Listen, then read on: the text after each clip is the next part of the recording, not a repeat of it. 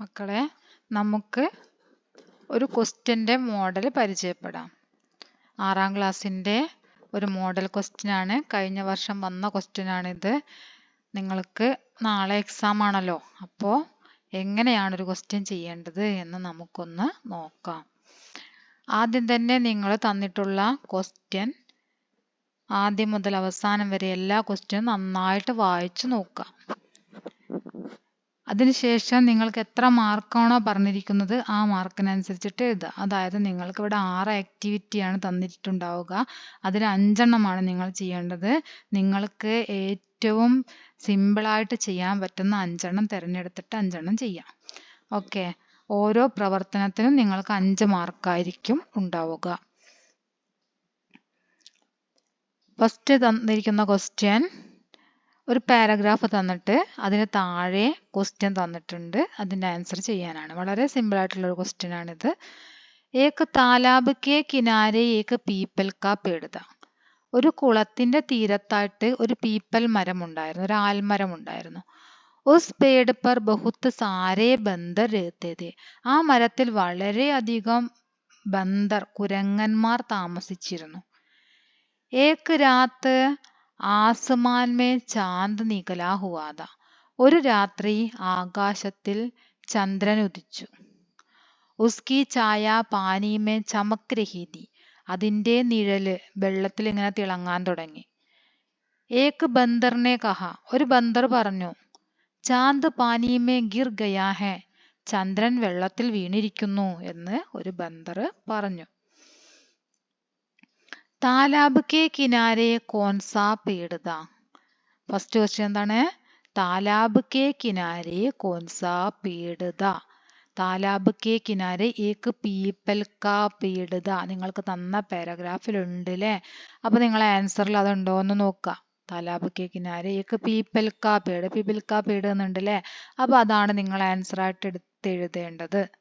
അടുത്ത ക്വസ്റ്റ്യൻ, പേട് പർ കോൻ രഹ്താ താ.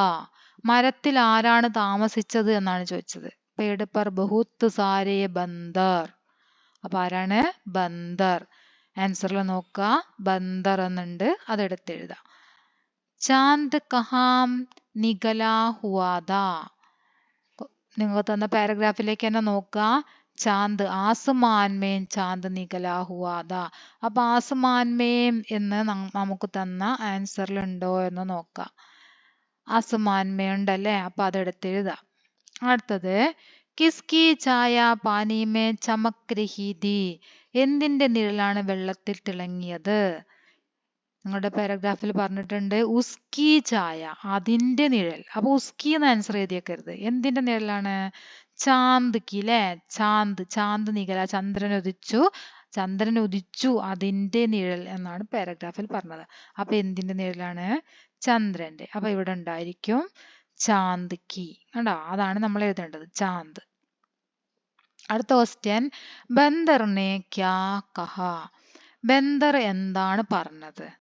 എന്താണ് ഇവിടെ ഈ ലാസ്റ്റ് പറയുന്നുണ്ടല്ലോ ബന്ദർ. ബന്ദറിനെ കഹ, ബന്ദർ പറഞ്ഞു, ചാന്ദ് പാനി മേ ഗിർ ഗയാ ഹെ. ചാന്ദ് പാനി മേ ഗിർ ഗയാ ഹെ, അതാണ് പറഞ്ഞത്. അതിവിടെ ഉണ്ടോ നോക്കുക. ചാന്ദ് പാനി മേ ഗിർ ഗയാ ഹെ ഉണ്ട്. അപ്പൊ അതെടുത്ത് എഴുത ആൻസർ ആയിട്ട്. ഓക്കെ, അപ്പൊ എങ്ങനെയാണ് ഒരു പാരഗ്രാഫ് തന്നു കഴിഞ്ഞാൽ അതിന്റെ ആൻസർ എഴുതേണ്ടതെന്ന് മനസ്സിലായില്ലേ? ഇനി അടുത്തത് നോക്കാം. കവിതാംശ് പഠേം ഓർ പ്രശ്നോ കെ ഉത്തർ ലിഖേം. കവിത വായിച്ചിട്ട് താഴെ തന്നിട്ടുള്ള ചോദ്യത്തിന്റെ ഉത്തരം എഴുതാനാണ് പറഞ്ഞത്. ദേശ് ഹമാര ചമകെ ജൈസെ ജഗ്മഗ് താര. ദേശ് ഹമാര സത്യാഹിംസ കാ രഘുവാര. ദേശ് ഹമാര ബലിദാനോ ने उसे संवारा. ദേശ് ഹമാര ഹമേ ഹെ അപനി ജാൻ സെ പ്യാര. ജഗ്മഗ് താര എന്ന കവിതയിലെ വരികളാണിത് അല്ലേ? അപ്പൊ ഈ കവിതാംശ് സെ കോയി ഏക് തുകാന്ത് ശബ്ദ ചുൻകർ ലിഖേ. നിങ്ങൾക്ക് മോഡലായിട്ട് ഇവിടെ തന്നിട്ടുണ്ട്. ഉദാഹരണം താര, പ്യാര. ഇതുപോലെയുള്ള തുകാന്ത് ശബ്ദം എഴുതാനാണ് പറഞ്ഞത്. താര, പ്യാര. പ്യാര തന്നിട്ടുണ്ട്, താര ഫസ്റ്റിലുള്ള. ഇനി അതുപോലെ വരുന്നത് സംവാര. രഘുവാര അല്ലെ, രഘുവാര സംവാര എന്ന് എഴുതാം, അല്ലെങ്കിൽ ഹമാര സംവാര എന്ന് എഴുതാം. മനസ്സിലായോ? ഒരേപോലെ വരുന്നത് രഘുവാര സംവാര എന്ന് എഴുതാം. അതല്ലെങ്കിൽ ഹമാര സംവാര എന്ന് എഴുതാം, ഹമാര രഘുവാര എന്ന് എഴുതാം. ഓക്കെ, ഇനി അടുത്തത് സഖി മിലാൻ കരീം. മാച്ച് ചെയ്യാനാണ് പറഞ്ഞത്. സത്യ അഹിംസ കാ രഘുവാര, ബലിദാനോനെ ഉസേ സംവാര എന്നാണ് കവിതയിലുള്ളത് അല്ലേ. അപ്പൊ ബലിദാനോനെ സംവാര, ജഗ്മഗ് താര, ജാന് സെ പ്യാര, ദേശ് ജീവനേക്കാൾ സ്നേഹിക്കുന്നത് ദേശത്തിനെ, ദേശ്. മനസ്സിലായില്ലേ? സത്യ അഹിംസ കാ രഘുവാര, ഇതാണ് എൻ്റെ ആൻസർ, രഘുവാര. ബലിദാനോനെ സംവാര, സംവാര ഇതാണ് എൻ്റെ ആൻസർ ആയിട്ട് വരുന്നത്, സംവാര. അടുത്തത് ജഗ്മഗ് താര, ജഗ്മഗ് താര. അടുത്തത് ജാന് സെ പ്യാര ദേശ്. മനസ്സിലായോ? അങ്ങനെയാണ് നിങ്ങൾ ഇതിനെ മാച്ച് ചെയ്യേണ്ടത്. അടുത്തത് बादल दानी कविता की पंक्तियां पढ़ें और प्रश्नों के उत्तर लिखें. ബാദൽ ദാനി എന്ന കവിതയിലെ ലൈനാണ് ഇവിടെ തന്നിരിക്കുന്നത്. ആ വരികൾ വായിച്ചതിന് ശേഷം നിങ്ങൾ താഴെയുള്ള ചോദ്യത്തിന്റെ ഉത്തരം എഴുതാനാണ് പറഞ്ഞത്. സാഗർ സേ ബർബർ ജല്ലാത്തെ, गाँव गाँव में रस बरसाते, जब जीवों की प्यास बुझाते, धरती हो जाती है दानी, बादल दानी बादल दानी. कवितांश में पानी का समान अर्थ वाला ശബ്ദ कौन सा है? ഈ കവിതയിൽ പാനി എന്ന അർത്ഥം വരുന്ന ഒരു ശബ്ദമുണ്ട്, അതേതാണ് എന്നാണ് ചോദിച്ചത്. ഏതാണ്? ജൽ. കണ്ടോ, ജലം എന്ന് പറഞ്ഞാൽ എന്താണ്? പാനി. അടുത്തത് പാനി അമൂല്യ ഹേ സന്ദേശ് ദേത്തെ ഹുയെ പോസ്റ്റർ തയ്യാർ കരേ. അപ്പൊ പോസ്റ്റർ വചനം ഇവിടെ തന്നെ ഉണ്ട്, പാനി അമൂല്യ ഹേ. അപ്പൊ നിങ്ങൾ പോസ്റ്റർ ഉണ്ടാക്കുക, പിക്ചർ വരയ്ക്കുക, എന്നിട്ട് പാനി അമൂല്യ ഹേ എന്ന് എഴുതി കൊടുക്കുക. അതിന്റെ കൂടെ നിങ്ങൾക്ക് അറിയുമെങ്കിൽ ഒരു സെന്റൻസും കൂടെ എഴുതാം. പാനി നഹി തോ ഹം നഹി, വേറൊരു സെന്റൻസ് ആണ്. പാനി അമൂല്യ ഹേ കൂടാതെ പാനി നഹീം തോ ഹം നഹീം, പാനി അമൂല്യ ഹേ ഉസേ ബർബാദ് ന കരോ. പാനി അമൂല്യമാണ്, അത് പാഴാക്കരുത്. पानी का संरक्षण हमारा संरक्षण, पानी की रक्षा हमारी रक्षा. നിങ്ങൾ ഏതെങ്കിലും പഠിച്ചു വെച്ചതായിട്ടുള്ള ഒരു സെന്റൻസും കൂടെ എഴുതി കൊടുക്കുക. ഓക്കെ, ഇനി അടുത്തത് ചിത്രകഥ ദേഖേം और वाक्यों को क्रमबद्ध करके लिखिए. അതായത് ഇതൊരു ചിത്രകഥയാണ്. ഇതിൽ എഴുതേണ്ട സെന്റൻസുകൾ നിങ്ങൾക്ക് താഴെ തന്നിട്ടുണ്ട്. അപ്പൊ ഏതാണ് ഇത് ഓരോ പിക്ചറിന് യോജിക്കുന്നത്, അത് അതിൻ്റെതായ സ്ഥാനത്ത് എഴുതാം. മനസ്സിലായല്ലോ? നമ്പർ ഇട്ടിട്ട് നിങ്ങളെ പേപ്പറിലേക്ക് നമ്പർ ഇട്ട് എഴുതാം. ഒന്നാമത്തത് ഏതാണ് വരുന്നത്, 1 നമ്പർ ഇട്ടിട്ട് ഇതിലുള്ള ഒന്നാമത് വരുന്നത് എഴുതാം. ഇതിൽ ഒന്നാമത് ഏതാണ്? ബഗുളയും അതുപോലെ തന്നെ ബന്ദറും എന്തോ സംസാരിക്കുകയാണ് അല്ലേ. ബഗുള ആണ് സംസാരിക്കുന്നത് ബന്ദറിനോട്. അപ്പൊ നമുക്കിതിൽ നോക്കാം. സബിനെ മിൽക്കർ ബാദൽ കോ ബച്ചായ, എല്ലാവരും ചേർന്ന് ബാദലിനെ രക്ഷിച്ചു. അതല്ല. സബ് ഖുഷി സെ നാച്ചനെ ലഗെ, അതുമല്ല ഒന്നാമത്തത്. ബന്ദർ और ബഗുള പ്യാസെ ബൈഠേ थे, बिल्ली से पूछा बादल को देखा है, बिल्ली ने कहा बादल बूटे बबुल के फंसा है. അപ്പൊ എന്താണ്? ബന്ദർ और ബഗുള പ്യാസെ ബൈഠേ थे, ബന്ദറും ബഗുളയും ദാഹിച്ചിരിക്കുന്നു. അതാണിത്. ഇരിക്കുകയാണ് രണ്ടുപേരും അല്ലേ. ബഗുളന്റെ വായ അങ്ങനെ തുറന്നിരിക്കുന്ന കണ്ടപ്പോ എന്തോ സംസാരിക്കുകയാണെന്ന് വിചാരിച്ച്. പക്ഷെ അതല്ല, ബഗുളയും ബന്ദറും എന്താണ്? ദാഹിച്ചിരിക്കുകയാണ്. ബന്ദർ और ബഗുള പ്യാസെ ബൈഠേ थे. ബന്ദറും ബഗുളയും എങ്ങനെയാണ്? ദാഹിച്ചിരിക്കുന്നു. അതാണ് ഒന്നാമത്തെ സെന്റൻസ്. ഇനി രണ്ടാമത്തത് ബില്ലിയാണ് അല്ലേ.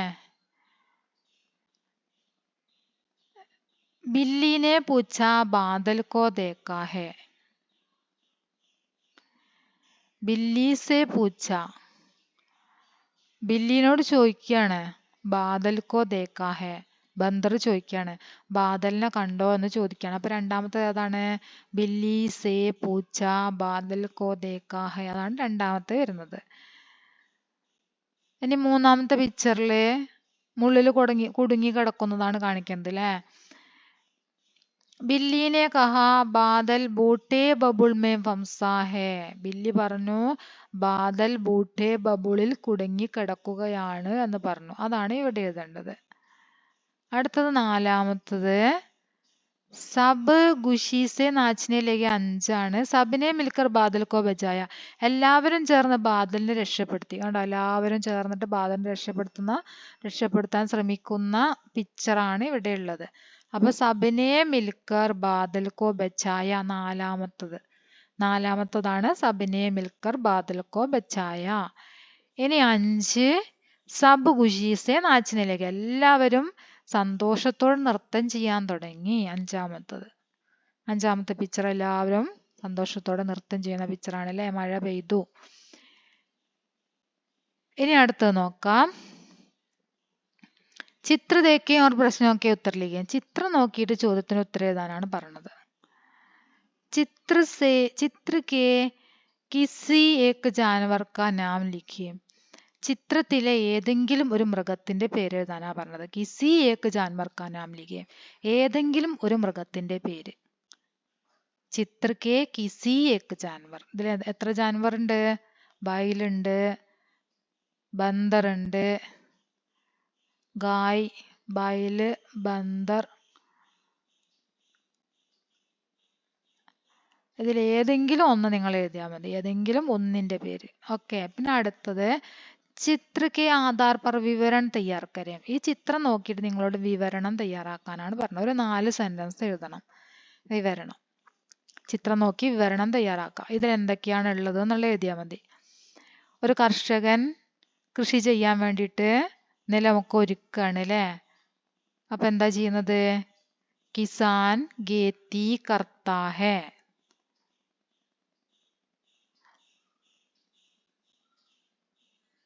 പാനി ബർസാ ഹേ. മഴ പെയ്യുന്നുണ്ട് ഇവിടെ അല്ലെ. പാനി ബർസത്താ ഹേ. किसान खेती करता है. यहाँ पेड़ है. सभी जानवर खुशी से नाच रहा है. 4 സെന്റൻസ് ആയില്ലേ. എല്ലാ മൃഗങ്ങളും സന്തോഷത്തോടെ നൃത്തം ചെയ്യുന്നുണ്ട് ഇവിടെ. മഴ പെയ്യുന്നുണ്ട്. കർഷകൻ കൃഷി ചെയ്യുന്നുണ്ട്. ഒരുപാട് മരങ്ങൾ ഇവിടെ ഉണ്ട്. 4 സെന്റൻസ് നമ്മളിപ്പോ പറഞ്ഞില്ലേ. അങ്ങനെ ഒരു വിവരണം തയ്യാറാക്കാം. അത്രയാണ് നിങ്ങൾക്ക് ചെയ്യാനുള്ള ഒരു ആക്ടിവിറ്റി കൂടെ. പക്ഷെ 5 എണ്ണത്തിന് നിങ്ങൾ ആൻസർ എഴുതിയാൽ മതി. 6ാമത് ഒരു ആക്ടിവിറ്റിയും കൂടെ ഇവിടെ ഉണ്ട്. അതെങ്ങനെയാണ് ചെയ്യേണ്ടത് എന്ന് നോക്കാം. 6ാമത്തെ ആക്ടിവിറ്റി സൂചന വർഗ പഹേലി ബുജായേം. അതായത് നിങ്ങളോട് വർഗ പഹേലി തയ്യാറാക്കാനാണ് പറഞ്ഞത്. വളരെ സിമ്പിൾ ആയിട്ട് ചെയ്യാൻ പറ്റിയൊരു ക്വസ്റ്റ്യൻ ആണിത്. ദായിയും ഓർ വലത്തോട്ട്. നിങ്ങൾക്ക് ഇവിടെ ഒരു ബോക്സ് തന്നിട്ടുണ്ടാവും. അതിൽ വലത്തോട്ടേക്ക് ഇങ്ങനെ എഴുതണം. വലത്തോട്ടേക്ക് എഴുതുന്നത് 4ാമത്തെ ബോക്സ്. 4ാമത്തെ ഉണ്ടല്ലോ, 4 നമ്പറിൽ നമ്മൾ ഇങ്ങനെയാണ് എഴുതി കൊടുക്കേണ്ടത്. ഇങ്ങനെ നേരെ വലത്തോട്ട്. താഴോട്ട് എഴുതരുത് എന്ന്. താഴോട്ട് എഴുതാതെ നേരെ ഇങ്ങനെ എഴുതി കൊടുക്കണം. മനസ്സിലായോ? 4ാമത്തത്. പിന്നെ അതുപോലെ 5ാമത്തെ നേരെയാണ് എഴുതി കൊടുക്കേണ്ടത്. 5 നേരെ എഴുതി കൊടുക്കണം. 2 കോളത്തിലേക്കാണ് അത് ഉണ്ടാവുക. ഈ മൃഗത്തിന്റെ പേര്. അപ്പൊ എന്തായിരിക്കും? ഗായ് അല്ലേ. ഗായ് ആണത്. അപ്പൊ ഇവിടെ ഗായ് എന്ന് എഴുതാം. അത് അതിൽ തന്നിട്ടുണ്ട്. ഗായ് തന്നിട്ടുണ്ട്. പിന്നെ എന്താരാണ്? ബന്ദറാണ് അല്ലേ. ബന്ദർ തന്നിട്ടുണ്ട്. ബാദൽ തന്നിട്ടുണ്ട്. ഹിരണാണിത്. ഹിരൺ തന്നിട്ടുണ്ട്. മച്ചലിയും തന്നിട്ടുണ്ട്. അപ്പൊ ഇത്രയാണ് നമുക്ക് ഇതിലേക്ക് എഴുതി ചേർക്കേണ്ട പേരുകൾ. അതൊക്കെ ഇവിടെ തന്നിട്ടുണ്ട്. നിങ്ങളത് ശ്രദ്ധിച്ച് ചെയ്താൽ മാത്രം മതി. മത്സ്യത്തിന്റെ പേര് നിങ്ങൾ എഴുതണം. ഒന്നാമത്തെ 1 എന്ന നമ്പർ ഇട്ടത് ഈ മച്ചലി എഴുതാനാണ്. അത് നിങ്ങൾ നേരെ താഴോട്ടേക്കാണ് എഴുതി കൊടുക്കേണ്ടത്. കണ്ടോ, താഴോട്ട് ഇങ്ങനെ ഒരു ആരോ മാർക്ക് ഇട്ടത് കണ്ടോ? അപ്പൊ അതിനനുസരിച്ച് വേണം എഴുതി കൊടുക്കാൻ. താഴോട്ടേക്ക് ഇങ്ങനെ എഴുതി കൊടുക്കുക. ഇവിടെ മാന്ന് എഴുതുക, ഇവിടെ ചാന്ന് എഴുതുക, ഇവിടെ ലീന്ന് എഴുതുക. മച്ചലി ഉണ്ടോ, മച്ചലി. അങ്ങനെ ഓരോ ബോക്സിലായിട്ട് എഴുതി കൊടുക്കുക. മച്ചലി. അത് കഴിഞ്ഞാൽ അടുത്തത് വരുന്നത് ബാദലാണ്, രണ്ടാമത്തത്. ബാദൽ എങ്ങനെയാണ് എഴുതാൻ പറഞ്ഞത്? താഴോട്ടാണ് എഴുതാൻ പറഞ്ഞത് അല്ലേ? അവിടെ ബാ, ഇവിടെ ദാ, പിന്നെ ഇവിടെ ല. 3 എണ്ണല്ലേ വരുന്നത് ബാദലിന്. ബാ, ദ, പിന്നെ ലായാണ്. ആ 3 അക്ഷരങ്ങളും ഈ 3 ബോക്സിലായിട്ട് എഴുതി കൊടുക്കുക. പിന്നെ മൂന്നാമത്തത് ഹിരണാണ്. അതിനും ഉണ്ട് 3 എണ്ണം വേണം. ഹിരണും നമ്മൾ എന്ത് ചെയ്യാ? ഹിരൺ, അങ്ങനെ എഴുതി കൊടുക്കുക. അഞ്ചാമത്തതാണ് ഗായ്. അത് അഞ്ചാമത്തത് നേരെയാണ് എഴുതേണ്ടത്. അത് നേരെ എഴുതുക. പിന്നെ അതുപോലെ ഒന്നും കൂടെ നേരെ എഴുതാനുണ്ടല്ലോ. 4 ബന്ദർ. ബന്ദറും നമ്മൾ നേരെ എഴുതണം. ബന്ദർ. ബാന്ന് എഴുതണം, ദാന്ന് എഴുതണം, ഇവിടെ രാന്ന് എഴുതണം. അപ്പൊ രണ്ടാമത്തത് ബാദൽ അല്ലെ? താഴോട്ടല്ലേ ഇനി എഴുതേണ്ടത്? ബാദൽ. നാലാമത്തത് ബന്ദർ. അപ്പൊ ഇവിടെ ബം എഴുതിയാൽ മതി. ബാദലിന്റെ ദാ ഇവിടെ ഉണ്ടാവുമല്ലോ. ബാദലിന്റെ ദാ ഇവിടെ ഉണ്ടാവും. നിങ്ങൾ എഴുതി കൊടുക്കേണ്ട ആവശ്യം വരുന്നില്ല. അതുപോലെ തന്നെ മൂന്നാമത്തത് ഹിരൺ. അതിന്റെ രായും ഇവിടെ ഉണ്ടാവും.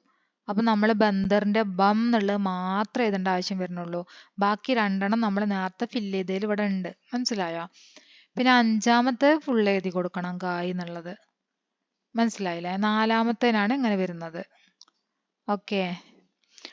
അപ്പൊ നിങ്ങൾ ചെയ്യേണ്ടത് ഇതിൽ പറഞ്ഞ രീതിക്ക് എഴുതി കൊടുക്കുക. അത്ര മാത്രമാണ് നിങ്ങൾ ചെയ്യേണ്ടത്. പേരൊക്കെ അവിടെ തന്നിട്ടുണ്ടായിരിക്കും. തന്നിട്ടില്ലെങ്കിൽ നിങ്ങൾ സ്വയം ചെയ്യണം. അപ്പൊ നിങ്ങൾ എന്ത് ചെയ്യണം? മൃഗങ്ങളുടെയും പക്ഷികളുടെയും ഒക്കെ നിങ്ങൾക്ക് പഠിക്കാൻ തന്നിട്ടുള്ള അത്രയും മൃഗങ്ങളുടെയും പക്ഷികളുടെയും ഒക്കെ പേര് നിങ്ങൾ കാണാതെ പഠിച്ചിരിക്കണം. നിങ്ങൾക്ക് അറിഞ്ഞിരിക്കണം എഴുതാൻ വേണ്ടി. ഓക്കെ.